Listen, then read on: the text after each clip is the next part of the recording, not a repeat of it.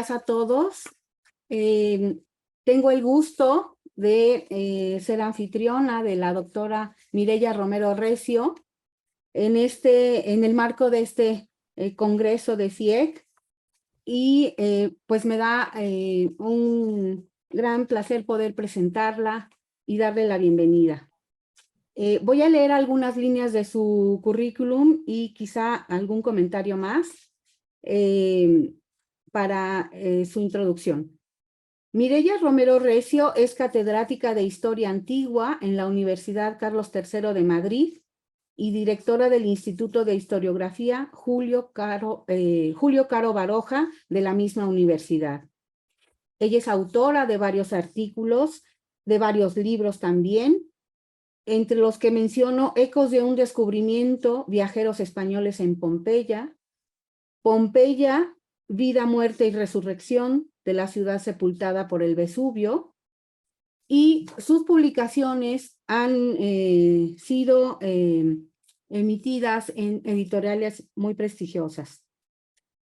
Mireya ha sido además coordinadora de varios proyectos de investigación desde el año de 1995 y en la actualidad es la investigadora principal, acá decimos coordinadora o directora, del proyecto del Plan Nacional Recepción e Influjo de Pompeya y Herculano en España e Iberoamérica. Ella, para quienes han participado en ese proyecto, ha sido una guía extraordinaria, y en ese proyecto han participado investigadores y siguen participando porque concluyó una primera fase, pero siguen participando investigadores de otras universidades españolas y también de universidades de diferentes naciones del continente americano, entre las que se hallan Colombia, Chile, Puerto Rico, Brasil y México. Como todos sabemos, Pompeya ha sido un tema muy vigente que con mucha frecuencia arroja nuevos datos. Aparecen noticias como, por ejemplo, recientemente la del descubrimiento del Termopolio, lo que hoy llamaríamos un restaurante, con tan bellas imágenes en sus muros, ilustrados con ánades, con gallos, hasta con canes, y que nos hablan de la vida cotidiana en esa ciudad del mediodía italiano. Así que Mireya nos va a presentar una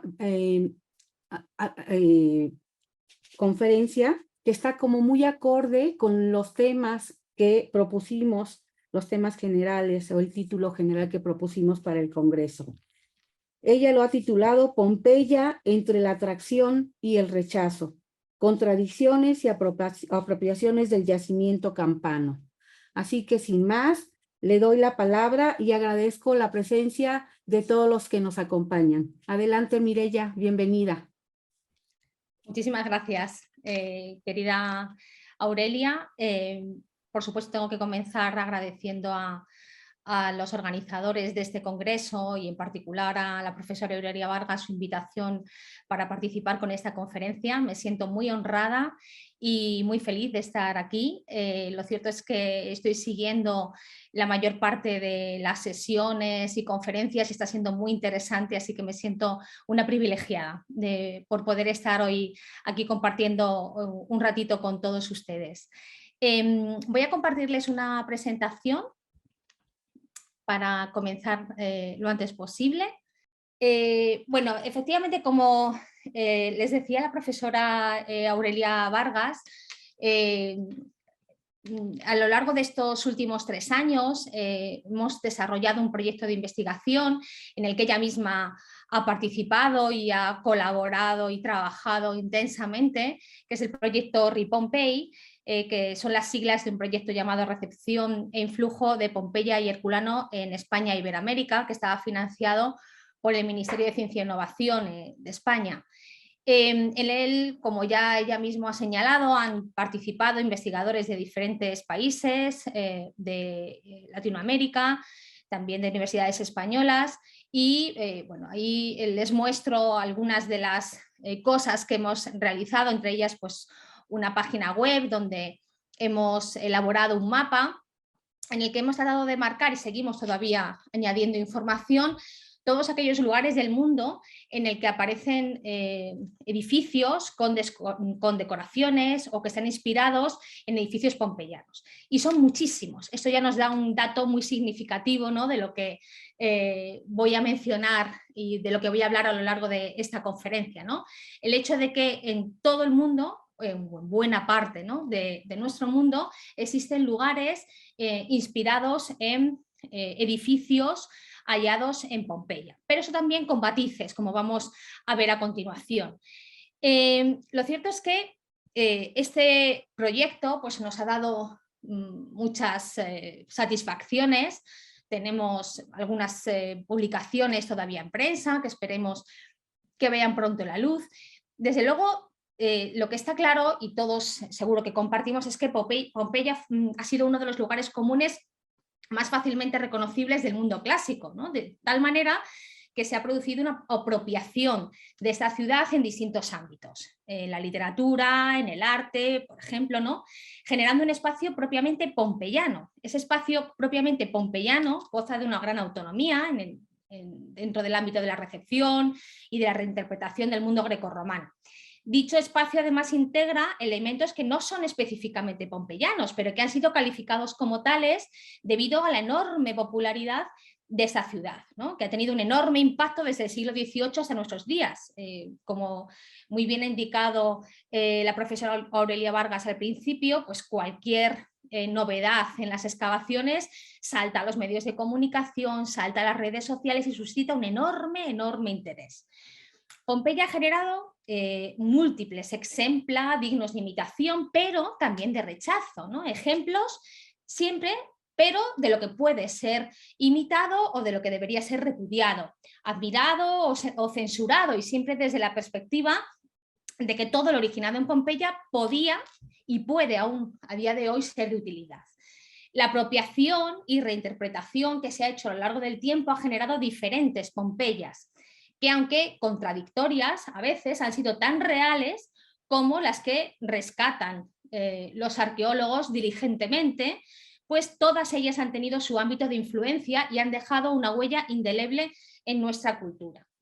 Realidad, ficción, pero también utopías, como vamos a ver a lo largo de esta conferencia. Nos resulta difícil imaginar que haya alguien en el mundo que no sepa qué es Pompeya. Seguro, desde luego, que habrá mucha gente que lo ignore, a pesar de la globalización. Pero, curiosamente, todos aquellos que vivimos en países europeos o en países americanos, tendemos a pensar que eso es absolutamente imposible. Y lo pensamos porque hemos interiorizado hasta tal punto la imagen de esta ciudad romana, extraordinariamente conservada gracias a una tragedia, que forma parte de nuestra cotidianeidad. Esto es cierto que nos sucede con muchas imágenes del mundo antiguo, no solo con Pompeya, ¿no? Y no es solo que sean importantes y que formen parte de nuestro imaginario visual, es que creemos que además han de estar integradas en las tradiciones culturales de los 5 continentes.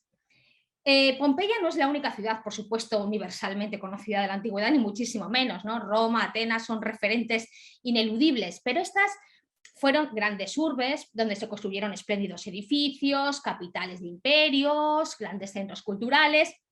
En cambio, Pompeya, en principio, era una ciudad discreta que tuvo la mala suerte de ser devorada por un volcán, pero que fue rescatada para la posteridad y mitificada a partir del siglo XVIII. Como recuerda la famosa frase de Goethe, que les muestro en pantalla: desde que el mundo es mundo, decía Goethe, siempre ha habido desgracias y catástrofes, pero pocas que hayan cautivado a la humanidad como la sucedida en esta ciudad. No se me ocurre ninguna otra que haya suscitado tanto interés, ¿no? Eso ya nos lo decía a comienzos del siglo XIX Goethe, ¿no?, uno de los viajeros del Gran Tour. Desde entonces, y sobre todo a partir del siglo XIX, Pompeya se convirtió en un lugar común para los amantes de la antigüedad grecorromana.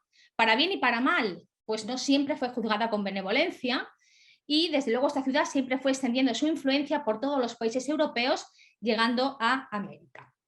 Fíjense, seguro que son conscientes de que no hay explosión volcánica que no se compare con Pompeya, ¿no? El año pasado, en septiembre del año pasado, estalló un volcán en la isla de La Palma, en Gran Canarias, perdón, en Canarias, en las Islas Canarias, en España, y rápidamente todas las noticias hicieron alusión a Pompeya, ¿no? Era raro, ¿no?, que se publicase una noticia donde se intentase comparar la erupción con otra erupción volcánica y no se recurriese a Pompeya. En realidad, la erupción de La Palma no tenía demasiado que ver con la de Pompeya, que era pliniana, ni siquiera el tipo de erupción, pero es algo absolutamente recurrente. Tampoco hubo víctimas mortales, afortunadamente, ¿no? Pero la comparación es ineludible, ¿no? Siempre es una constante, y como de hecho ha estudiado uno de los miembros del proyecto, Ricardo del Molino, esta ciudad romana ha estado muy presente en el imaginario cultural de América Latina y del Caribe desde el siglo XVIII hasta la actualidad, precisamente como paisaje de la tragedia, ¿no? Las ciudades devastadas por catástrofes naturales no solo se convirtieron en nuevas Pompeyas, sino que también se publicaron imágenes de esa devastación, como los cadáveres calcinados, por ejemplo, de Saint-Pierre en la isla de Martinica, como él comenta en una publicación que ahora mismo tenemos en prensa, que recuerda esos moldes de yeso ideados por Fiorelli, como les he mostrado en una diapositiva anterior, ¿no? Esa técnica que también ha generado imágenes impactantes que también han sido publicadas en los medios, aparecidas en las redes y que han tenido muchísimo éxito, ¿no? Muy recientemente. Han sido muy mediáticas. El Vesubio, por tanto, símbolo además de la región de Nápoles, está indisolublemente unido a esa imagen de la tragedia provocada por catástrofes naturales, que van haciéndose cada vez más conocidas y populares, además gracias a la prensa, ¿no? Y eso refuerza además el cosmopolitismo en algunas ciudades, también en Latinoamérica, en Iberoamérica, como por ejemplo en Río de Janeiro, en Brasil, como ha estudiado otra componente de nuestro proyecto de investigación, Renata Sena Garrafón, ¿no? Pero ahora bien, las nuevas Pompeyas no siempre han sido imágenes de la tragedia, ¿no? Tanto en los países de Latinoamérica como en España, la ciudad romana, precisamente por estar en un inusual estado de conservación y además también por la peculiaridad de los restos conservados que no se han conservado en otro lugar, ¿no? Como los frutos carbonizados, los alimentos como los panes carbonizados, etcétera, ¿no?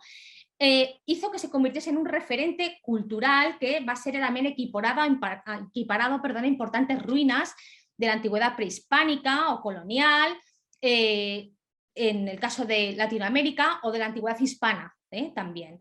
Esto también lo han estudiado Aurelia Vargas y Elvia Carreño a propósito de algunas de esas ciudades en México, como Uxmal, algunas ciudades prehispánicas, ¿no? Algunas de ellas en México y otras en otros puntos de la geografía americana, como también abordó en su estudio Ricardo del Molino, como les he comentado, como Uxmal, Tegula, Teotihuacán o Palenque, por ejemplo, ¿no? Que ofrecen unas ruinas de singular valor que merecen ese calificativo, ¿no? Por estar especialmente bien conservadas. Y eso también sucede en España, ¿no? Como los ejemplos que les muestro en pantalla, donde se comparan algunos yacimientos arqueológicos especialmente relevantes como Ampurias, Mérida, Itálica, que no destaca precisamente por su buen estado de conservación, pero sí por la relevancia que tiene en este caso en el de Itálica, por ser la cuna de emperadores de origen hispano, ¿no? Como Trajano y Adriano. Entonces, esto es algo también que tenemos que tener presente y muy en cuenta, ¿no?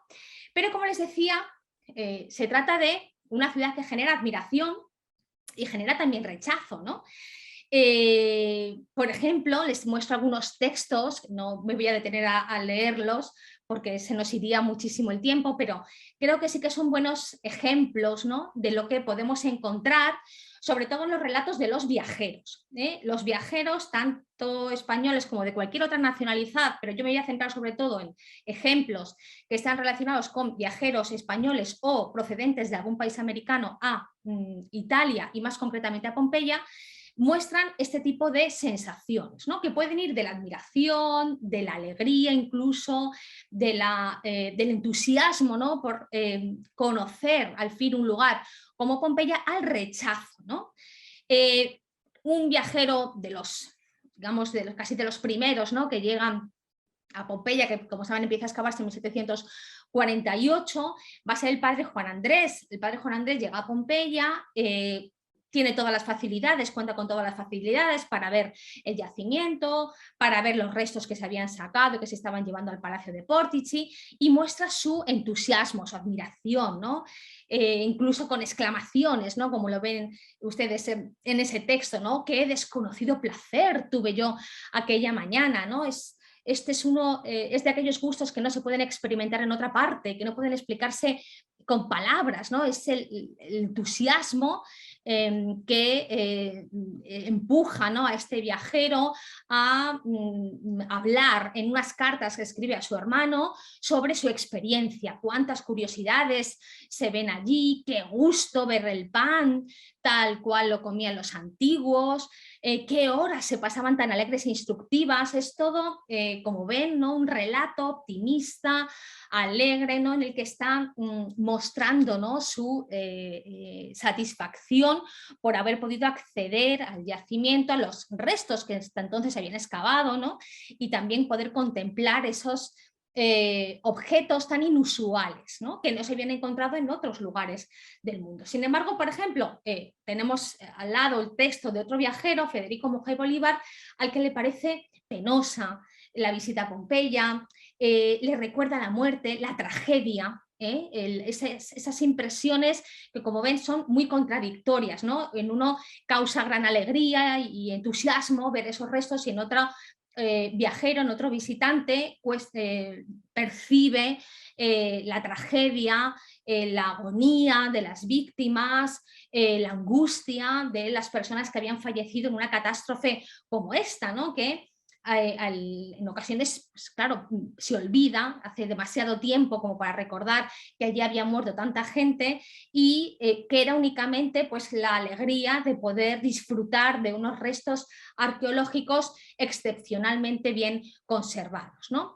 Como les decía, hay muchos ejemplos al respecto, y solo pues les muestro alguno de ellos, como por ejemplo este fragmento también de un viajero argentino, Domingo Faustino Sarmiento, que visita Pompeya en 1847 y habla de cómo estas ruinas han servido, dice la inteligencia de la historia, que sirven más, ¿no?, para entender, comprender la historia romana, que todos los libros y los monumentos romanos, ¿no?, porque es un lugar excepcional, ¿no?, por su estado de conservación, porque permite además reconocer cómo era una ciudad romana en toda su extensión, ¿no?, en todo su perímetro.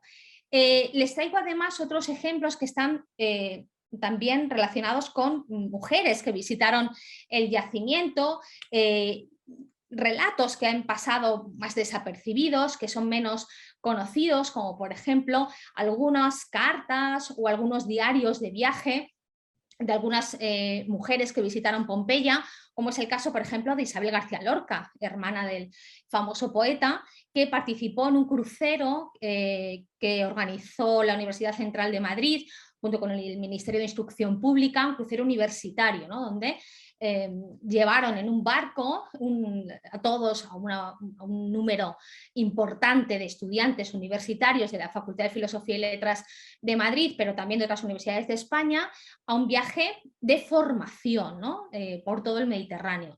Y por supuesto no podía faltar tampoco la visita a Pompeya, es un lugar siempre ineludible, ¿no?, es necesario visitarlo siempre, ¿no? Y tenemos algunos testimonios, por ejemplo, de este viaje, como el de Isabel García Lorca, que escribe a su familia desde Nápoles, contándole pues las impresiones, ¿no?, de este lugar fantástico, ¿no?, que ha podido visitar, realmente estupendo, maravilloso, ¿no? Te puedes dar cuenta, ¿no?, de cómo eran las casas, preciosidades, el lujo y refinamiento y demás.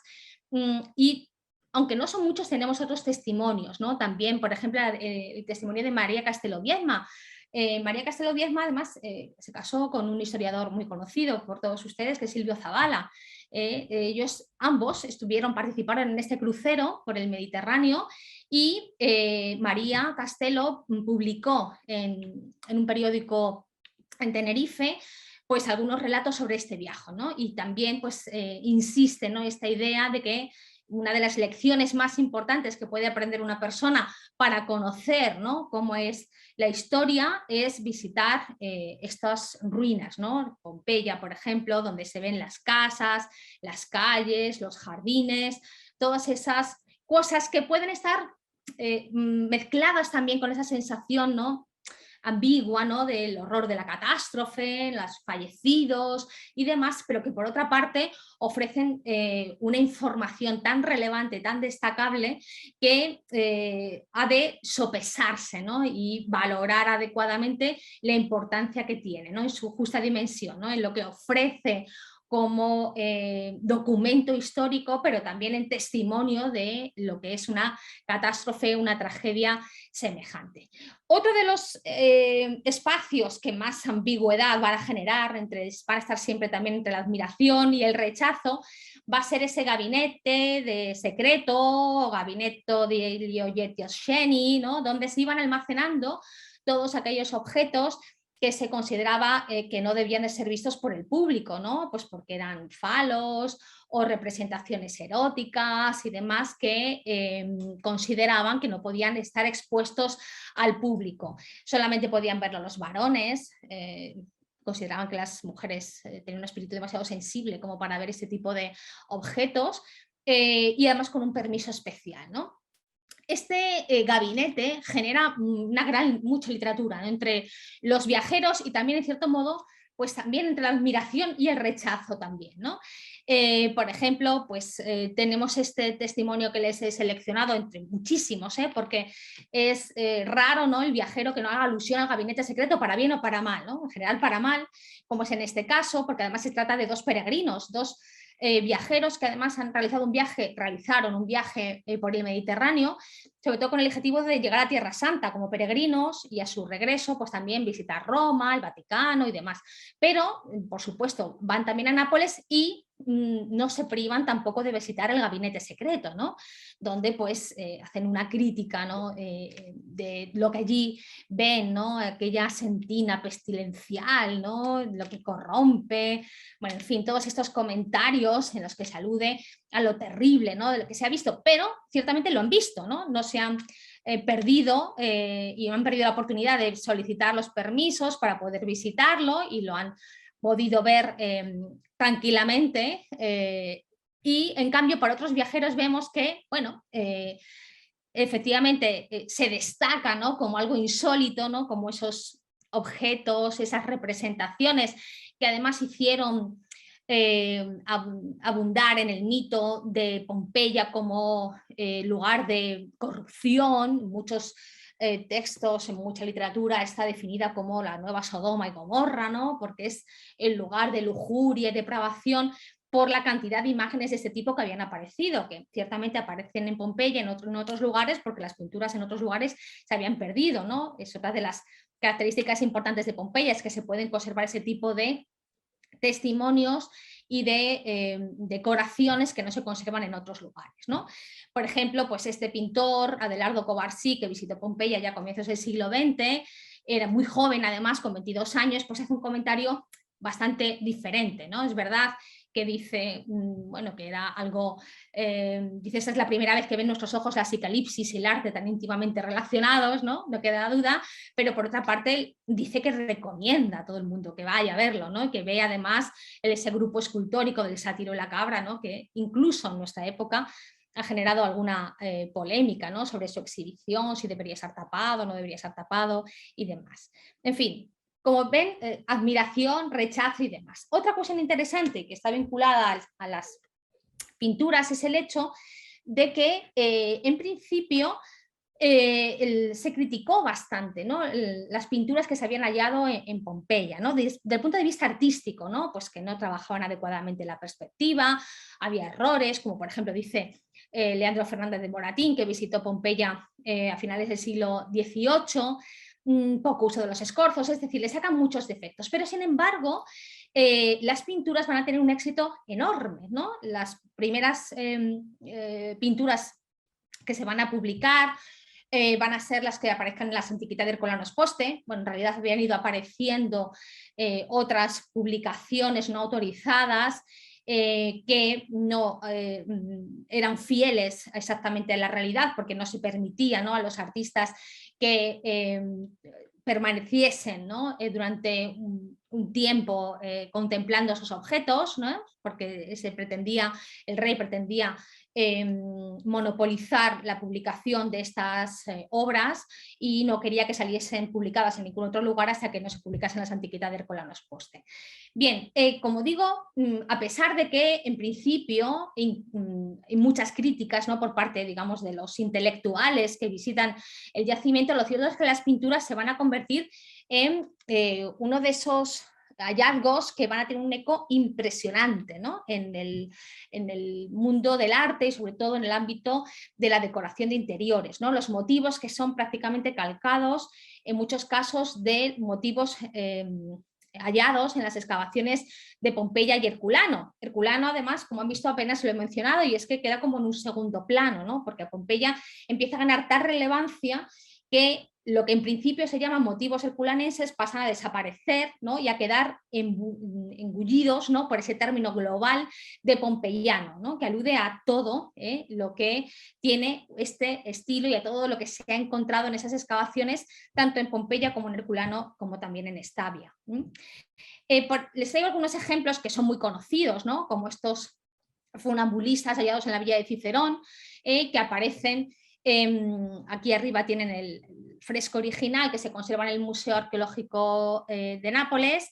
Este es el grabado que aparece en las Antiquitae de Herculano y eso es una decoración que se realiza en la Casa del Labrador, en el Palacio de Aranjuez en Madrid, donde se replica exactamente ese motivo, ¿no?, que vuelve a aparecer en otros lugares, pues como por ejemplo aquí, ¿no? Este es el Palacete de la Moncloa, actualmente desaparecido porque se destruyó durante la Guerra Civil, donde volvemos a encontrar esos funambulistas, como ven ustedes aquí, o también las bailarinas, ¿no?, las famosas bailarinas pompeyanas, como estas que pueden ver aquí en esta parte. No sé si estoy dándole con el cursor, pero no sé si estoy indicando y lo pueden ver, ¿no?, la imagen que les estoy señalando aquí a la izquierda, ¿no?, en la pantalla.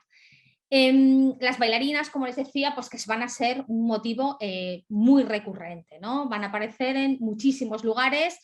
Este es un ejemplo, como otros tantos, como el Palacio de Charlottenhof en Potsdam, en Alemania, o aparece en el Castillo de Chapultepec, en Ciudad de México.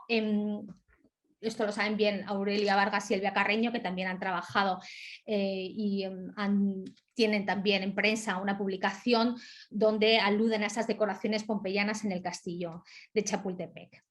Esto se va a hacer muy común y sobre todo, evidentemente, primero va a ser los palacios de los reyes, después de la nobleza y más adelante de la burguesía, ¿no?, donde van a ir llegando, ¿no?, donde Pompeya va a ir calando hondo.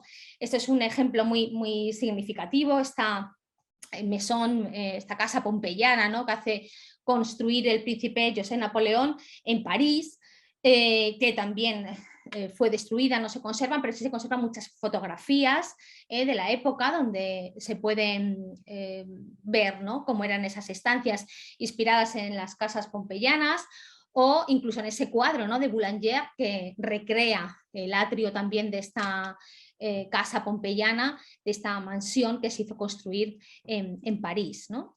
En otros muchos lugares, como en el Saratoga Springs, por ejemplo, ¿no?, en Estados Unidos, o el Hall Pompeyano en Firenze Cottage, que es la casa de verano de Daniel Guggenheim en Elberon, en Nueva Jersey, en otros tantísimos lugares, ¿no? Vamos encontrando estos espacios de norte a sur, porque igual, ¿no?, de la misma manera que han ido pasando de la realeza a la nobleza, a la burguesía y demás, saltan por supuesto también a América y encontramos ejemplos, y esto ha sido un gran avance, ¿no?, de este proyecto de investigación, gracias a todo el equipo que ha trabajado intensamente en ello, ¿no? Se han localizado muchos lugares, ¿no?, desde Norteamérica hasta el sur, ¿no?, del continente, localizando mansiones donde están inspiradas, ¿no?, estos lugares pompeyanos, como este talar de Pacheco, por ejemplo, en Buenos Aires, en Argentina.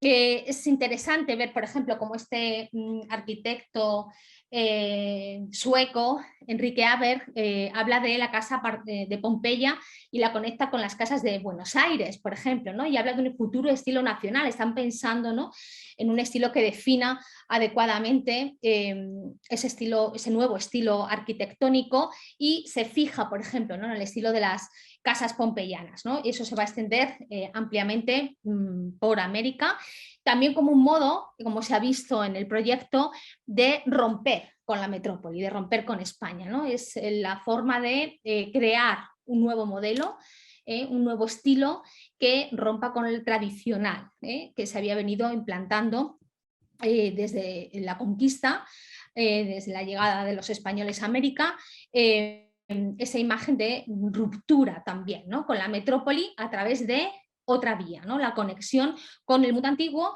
y más concretamente además pues con estos nuevos estilos, ¿no?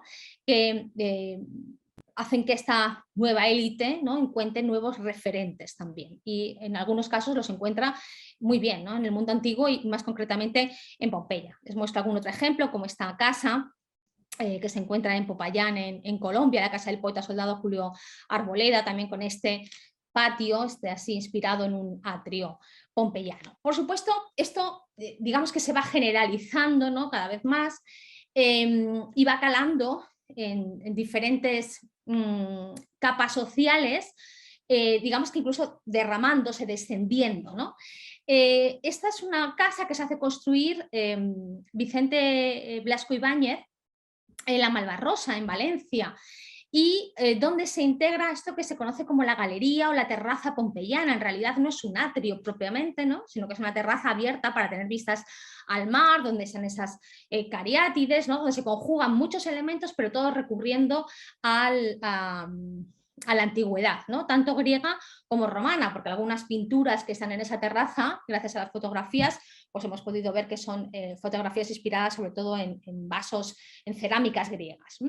En este caso, en esas fotografías, pues se ve muy bien pues, cómo era esa terraza, cómo se busca esa inspiración en la antigüedad, con esa mesa también, ¿no? El cartibulum, que busca que haya una identificación con el atrio de la casa romana, pero desde luego pompeyana, no romana, sino pompeyana, porque de hecho es que se conoce así, ¿no? La terraza pompeyana o la galería pompeyana, ¿no?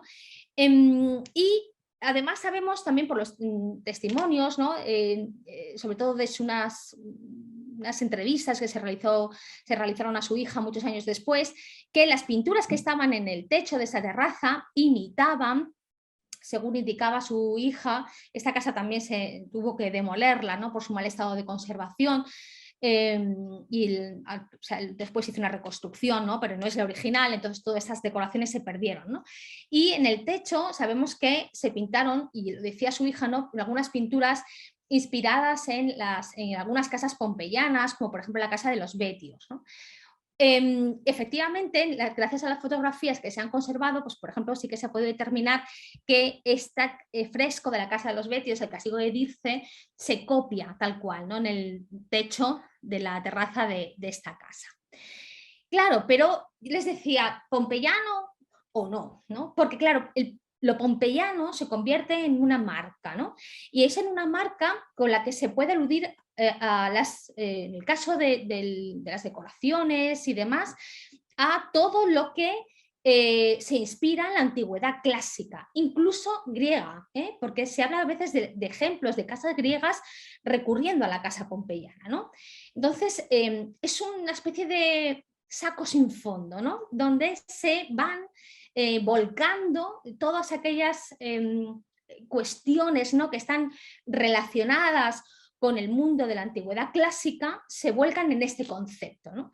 Fíjense, les pongo un ejemplo, hay muchísimos, ¿no? Pero fíjense en este ejemplo. Estas son unas pinturas, les pongo, están dos partes, la diapositiva, ¿no? Las pinturas del Palacio de Godoy y las pinturas del Palacio de Buenavista. Ambos son palacios que están en Madrid. Normalmente se alude a esas decoraciones como pompeyanas, pero sin embargo, como ven, por ejemplo, en esas pinturas del Palacio de Godoy, no son bailarinas pompeyanas, son las danzantes borghese, son las bailarinas borghese, ¿no? Claramente, ¿no? O la otra pintura que tienen al lado del Palacio de Buenavista, la de abajo sí son las bailarinas pompeyanas, copiadas también de las Antiquità del Colanos Poste, pero la imagen de arriba está copiando en modo inverso las bodas aldobrandinas, es decir, que cualquier motivo clásico, aunque no sea pompeyano, se define como tal. Por eso pompeyano o no, pero sí que entra dentro cabe dentro, ¿no?, de este saco. Pompeyano o no tanto, ¿no? Como ese patio pompeyano, por ejemplo, que se llama así, se denomina así, ¿no?, en el casino de Murcia, ¿no?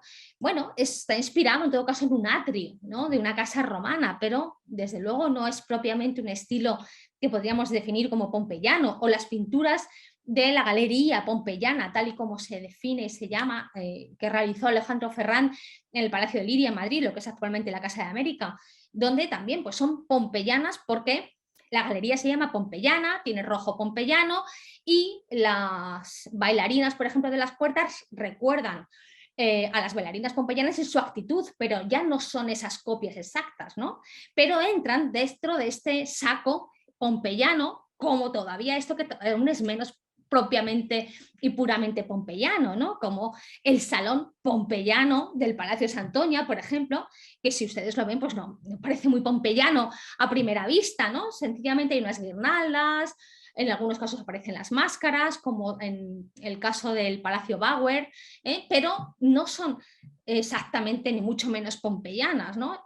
Pero todo lo que tenga algún tipo de decoración que recuerda al mundo clásico, pues se vincula con lo pompeyano. Y de ahí llego con lo que quiero finalizar, ¿no? Pompeya, admiración, rechazo, contradicción, apropiación, uno se rodea de la antigüedad rodeándose de lo que entiende como pompeyano, quiere vivir dentro de un espacio a la antigua y es un espacio pompeyano, y llegamos también incluso a la utopía, ¿no? A lo que podría ser una nueva ciudad donde se encuentren edificios públicos y privados, ¿no?, inspirados también en Pompeya. Esto es un caso muy interesante, que es el de la ciudad lineal en Madrid. Arturo Soria fue un urbanista, político, empresario y demás, que planteó una nueva forma de diseñar el espacio urbano, sobre todo además pensando en las clases sociales también más desfavorecidas y demás, ¿no? Su lema era: para cada familia una casa, en cada casa una huerta y un jardín, ¿no? Lugares que sustituyesen esas casas sin las condiciones higiénicas necesarias, que pudiesen tener un pequeño jardín, que pudiese la gente vivir rodeada de vegetación, de jardines, etc., ¿no? Esto va a tener su aplicación, va a comenzar a tener su aplicación en Madrid. Pasa que esa ciudad lineal, tal y como la había diseñado Arturo Soria, pues no se va a llegar a concluir nunca, y tuvo una importante proyección internacional. Se llevó a muchos congresos internacionales y de hecho se conjugó además la ciudad lineal con la ciudad jardín, que tuvo también mucho éxito en comienzos del siglo XX, y tuvo su aplicación, ¿no?, en algunos lugares y suscitó un interés importante, ¿no? Me quiero referir no tanto a Arturo Soria, que es el ideólogo, como a otro propagandista más bien de la ciudad lineal, que es Hilarión González del Castillo. Este personaje, no sé cómo voy de tiempo, Aurelia, ¿me dices? Perdón, es que no tenía el audio. Vas bien, vas bien. Tienes 10 minutos todavía. Sí, perfecto, perfecto. Bueno, pues entonces les cuento con un poquito más de detalle porque pensaba que iba peor de tiempo. Este deseo, ¿no?, de sentirse inmersos en el mundo romano a través de una casa pompeyana, entonces va a trascender, digamos, del espacio doméstico también al espacio urbano. Lo que pasa es que esto, como digo, va a quedar más anclado en el terreno de la utopía, ¿no? Ya antes de Hilarión González del Castillo hay otro propagandista, ¿no?, otro fans, ¿no?, de la ciudad lineal, que es Pascual López, que habló de recrear algunos edificios pompeyanos en la ciudad lineal, ¿no?, en este nuevo barrio de Madrid que se aspiraba a que estuviese muy bien conectado con la capital, pues gracias al ferrocarril, a los tranvías y demás, pero que tuviese también su autonomía, de manera que tuviese su propio hospital, su propia iglesia, sus propios colegios y demás, ¿no?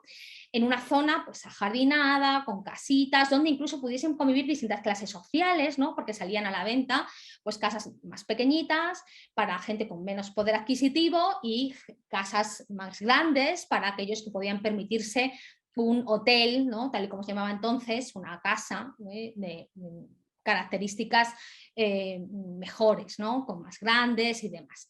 Bueno, entonces no solamente son las casas, sino son también los edificios públicos, ¿no? Y como les decía, ya se plantea la posibilidad de crear, por ejemplo, levantar un teatro, como por ejemplo el de Pompeya, decía Pascual López. Sin embargo, el que más va a abundar en esta idea va a ser Hilarión González del Castillo, que había estudiado Derecho, pero es diplomático, viaja por muchos lugares del mundo, pasa muchos años en Asia, y Hilarión González del Castillo publica varios artículos en la revista que publicaban en La Ciudad Lineal, que se llamaba así, igual, La Ciudad Lineal, donde cree que sería, él dice, muy lindo y muy fácil y de gran efecto estético, ¿no?, crear algunas casas inspiradas en las de Pompeya. Menciona la casa de los Betios, la casa de Pansa, la villa de Diomedes, la casa del Fauno, por ejemplo, ¿no? Aunque parece que su favorita fue siempre la casa de los Betios, ¿no? Él dice, mis más ardiente deseo, ¿no?, el que algún día espero ver realizado, es poder construirse en uno de los lotes de tierra que poseía en Ciudad Lineal una casa inspirada en las de Pompeya y sobre todo en la casa de los Betios, que tenía muchísimo éxito porque se había descubierto recientemente, además se habían dejado pues los frescos, por supuesto, in situ, los mosaicos, incluso parte de las decoraciones, de esculturas del jardín, etcétera, y daba una imagen, ¿no?, muy visual de lo que era una gran casa romana. Esto lo plantea, como digo, en varios artículos en esta revista, y también da un ciclo de conferencias en el Ateneo de Madrid sobre Pompeya, visitó el yacimiento y lo debió de recorrer exhaustivamente, y además recopiló fotografías y dio varias conferencias en el Ateneo donde proyectó esas imágenes y concluí además con una conferencia donde mostraba los edificios públicos y privados que se podrían replicar en un nuevo barrio como este, ¿no?, en la Ciudad Lineal. Habla pues, de cómo se podría replicar el teatro, por ejemplo, ¿no? Habla de que el teatro pues, podría copiarse con capacidad para 5.000 personas. Dice que además eso sería muy rentable desde el punto de vista económico, añadiendo jardines, paseos. Dice que, claro, por supuesto, podrían representarse obras musicales, oratorios, conciertos, óperas, etc. El anfiteatro también, dice, para 20.000 personas, se podría decorar con elementos tomados de antiguos monumentos, fíjense, de Grecia y de Roma, ¿no?, aunque tomase como modelo el anfiteatro de Pompeya, rodeado de jardines. Dice que además se podían realizar carreras, luchas de púgiles, ejercicios de gimnasia sueca, tenis, fútbol, danzas populares, por ejemplo, españolas, dice, como las sardanas o las muñeiras, ¿no? Es decir, que evidentemente son edificios que se podrían replicar tomando como modelo esos edificios antiguos, el Teatro Grande, el Odeón, el anfiteatro y demás, pero adaptado evidentemente a las necesidades o a los gustos de una nueva época. Lo mismo con las casas, ¿no? Vuelve a insistir pues, en algunas casas y recoge esas fotografías que debió de proyectar en esas conferencias y que después publica, ¿no?, en forma de artículos que finalmente se recogen en un monográfico, donde aparecen fotografías de esos espacios, ¿no?, los patios de las casas, replicando los atrios, aunque hay una cierta confusión a veces entre el atrio y el peristilo, se identifican, ¿no?, esos patios interiores con vegetación y demás que podrían tener estas nuevas casas inspiradas en Pompeya, aludiendo, ¿no?, indistintamente a estos espacios de la casa romana, el atrio, el peristilo, incluso habla de copiar directamente igual frescos, ¿no?, como por ejemplo frescos de la casa de los Betios.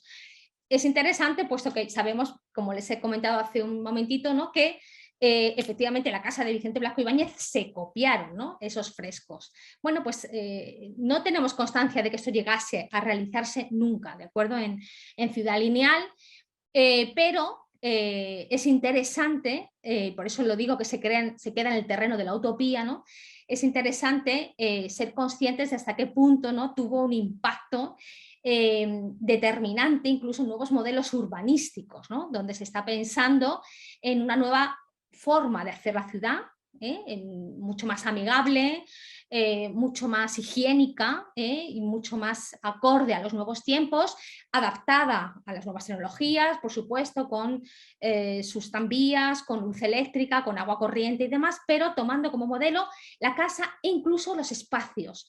En este proyecto de ciudad lineal, que además presenta un congreso internacional, habla de crear que además el espacio central, un gran centro cívico, ¿no? Una gran plaza, a la que llama Fórum, ¿no? El foro, que sería el centro también de esa ciudad, que se alargaría, porque la ciudad lineal pues, se llama así precisamente porque se piensa en una gran avenida central, ¿no? Que se va extendiendo durante kilómetros, ¿no? Ahora se habla en Arabia Saudí que se va a hacer algo semejante como una novedad, pero esto estaba ya planteado, ¿no? A comienzos del siglo XX y ya a finales del siglo XIX, no, por parte de Arturo Soria. Y habla de esa vía de Cumanus, el de Cumanus Minor y el de Cumanus Mayor, que enlazaría pues, con la estación de ferrocarril o con la zona de campo, porque están pensando, repito, en una ciudad donde tengan cabida todos, ¿no? Y todos los oficios, todas aquellas personas que trabajan en diferentes sectores. Como digo, Perdón, Mireia, te sí, quedan 4 minutos. perfecto. Pues voy cerrando entonces. Como les decía, este es el proyecto que plantea Hilarión González del Castillo, que no se va a llevar a cabo, al menos desde luego hemos indagado bastante para ver si en algún momento llegó a construirse una casa con esas características y no hemos encontrado nada en absoluto. Es verdad que hubo en el Cursal, se llevaban a cabo competiciones de lucha grecorromana y demás, pero eso es lo máximo, ¿no? que hemos localizado, pero lo cierto es que sí que es interesante tener en cuenta que existe esta idea, ¿no? De modernizar, ¿no? el concepto de lo pompeyano, aplicándolo a un proyecto muy moderno, ¿no? Como sería el de Ciudad Lineal. Además, por supuesto, también, no lo he mencionado, muestra un interés especial por replicar otro edificio que son las termas, ¿no? Pensando también en la higiene y demás, vinculando, ¿no? los problemas sanitarios existentes debido a la falta de higiene. Evidentemente, todas estas cuestiones, como digo, sobre todo van a quedar en el terreno de la utopía, aunque es cierto que ya sabemos, ¿no? que el Pompeya, ¿no? incluso en la arquitectura, ¿no? en la actualidad, tiene una importante repercusión, ¿no? y todavía hay arquitectos que se fijan, ¿no? en la casa romana. A veces más directamente se habla de la casa pompeyana, sobre todo si tiene decoraciones en estucos de color rojo y demás, sigue estando muy presente. Pero en conclusión, y ya para finalizar, mi idea principal ha sido mostrarles cómo Pompeya es una fuente de contradicciones, que puede generar admiración o rechazo, pero que ha sido y es una marca perfectamente reconocible. A veces una marca que apenas tiene que ver con lo propiamente pompeyano, ¿no? Como hemos visto, porque saluda pompeyano a cosas que en realidad no lo son, ¿no? Pero Pompeya ha generado diferentes tipos de apropiaciones y ha derivado a su vez en diferentes Pompeyas, interpretadas y reinterpretadas de diferentes maneras. No hemos entrado en el ámbito de la literatura, del cine y demás, porque ese sería un ámbito también muy rico donde se podrían abundar en algunas ideas, ¿no? Esas Pompeyas hay que tener en cuenta que también son reales, incluso tanto más a veces, ¿no? En ocasiones a la que excavan los arqueólogos, ¿no? Y entonces es importante que las tengamos bien presentes porque forman parte, ¿no? de nuestra cultura y están plenamente integradas hasta tal punto de que a veces no somos ni siquiera conscientes de ello. Y nada más, muchísimas gracias. Muchísimas gracias, Mireia, por tan interesante conferencia que nos ha mostrado un panorama de lo que implica investigar en torno a Pompeya. Y creo que esto mismo que has mencionado se puede replicar en el continente americano y particularmente en México tenemos muchísimas muestras, no solo en arqueología, en escultura, en fin, en urbanística, sino, como has mencionado al final, también en construcción de teatros, pero en literatura, en la propia creación de obras teatrales, en fin, y en la denominación de muchos lugares también. Entonces, pues yo quisiera, lo he comentado con ella antes, si estaba de acuerdo en que abriéramos un espacio de unos 5 minutos para que pudiera participar o hacer preguntas o externar algunas reflexiones quienes están presentes en esta sesión. Así que adelante, por favor. Si alguien quisiera tomar la palabra.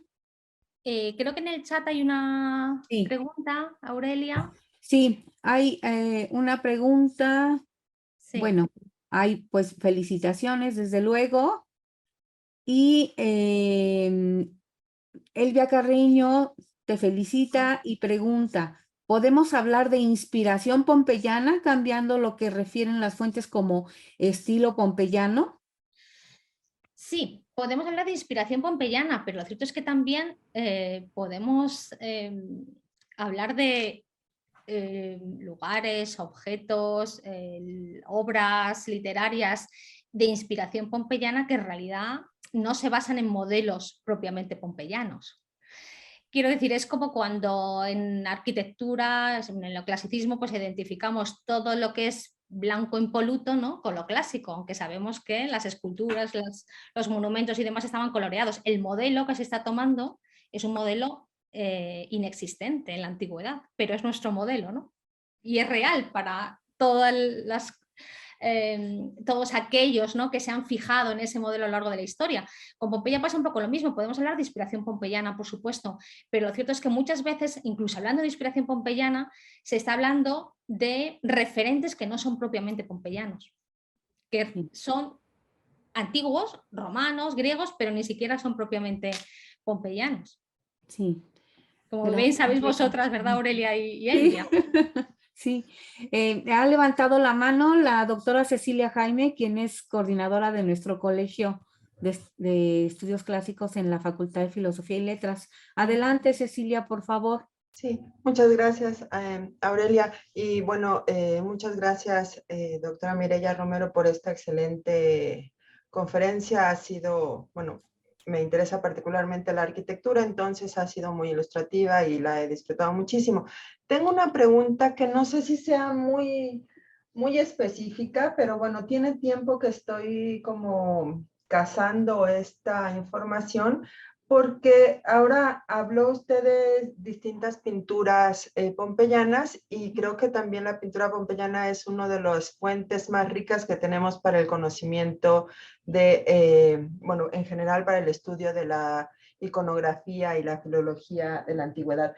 Y también hay una pintura pompeyana que está en la casa de Criptopórtico, que muestra a Dédalo enseñando el plano arquitectónico del laberinto Ariadna. Entonces a mí me parece eso muy interesante, porque no solamente nos mostraron que, como decía usted ahora, hay arquitectos que todavía ponen como ejemplo o estudian la casa romana, que específicamente es la pompeyana, sino que también a través de la pintura podemos saber el ejercicio del arquitecto, ¿no? Y tan preciso como justamente a Dédalo, que es como este gran artífice, mostrando los planos, o bueno, lo que parecieran ser planos, a Ariadna, que le ha pedido, bueno, hay una vertiente que dice que Ariadna le pidió justamente el laberinto para poder esconder a Asterión, ¿no? Entonces, no sé si puede ampliar un poco esta vertiente tan rica del trabajo del arquitecto mostrado a través de la propia Pompeya.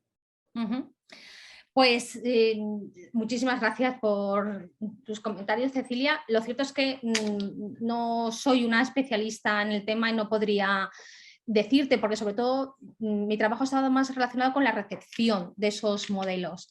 Y es cierto que, claro, es un referente ineludible. Me venía a la mente cuando hablabas de esa pintura, que a mí muchas veces me ha recordado luego un frontispicio mucho más tardío, el de Sandrar, donde un arquitecto muestra a su discípulo dónde debe fijarse, en qué modelo debe fijarse ¿Recuerdas esta imagen, este grabado, donde aparece Atenea como patrona de los arquitectos y demás, y la arquitectura está mostrando a su discípulo con la mano señalando, ¿no?, dónde están los modelos en Italia y en Grecia? Claro, es un mapa donde se muestra la península itálica y Grecia para enseñarle que es ahí donde debe de fijarse, ¿no?, para buscar esos referentes. Claro, esa imagen me recuerda efectivamente a esta de Dédalo, también mostrando, ¿no?, cómo ese es el modelo, ¿no?, en este caso. Pero la verdad es que lamento no poder abundar más en este tema porque no conozco más ejemplos al respecto. Pero es muy interesante, ciertamente. Y tiene esa repercusión, ¿no?, y ese impacto. Sí, muchísimas gracias. Es que he de decirte que Cecilia tiene especialidad en estudios clásicos, pero también en arquitectura. Entonces, es una interesante integración. Sí. Veo que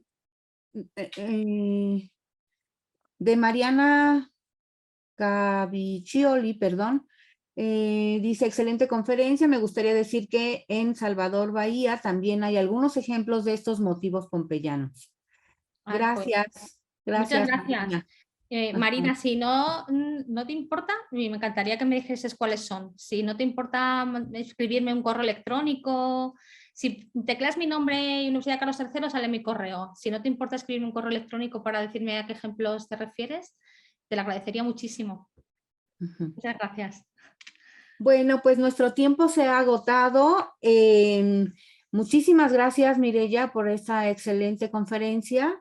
Gracias a los asistentes y les invitamos a continuar con las sesiones de nuestro congreso. En 2 o 3 minutos más iniciará la mesa plenaria sobre tradición y recepción clásica, donde participarán Marcela Alejandra Suárez, de Buenos Aires, nuestra querida colega de Buenos Aires, Juan Antonio López Férez, de Madrid, y Milagros del Amo Lozano, quien participa por la Universidad de Murcia y a quien hace poco vimos en el Congreso de Lebrija. Pues muchísimas gracias y están cordialmente invitados. Muchas gracias. Hasta luego. Adiós, gracias. Adiós.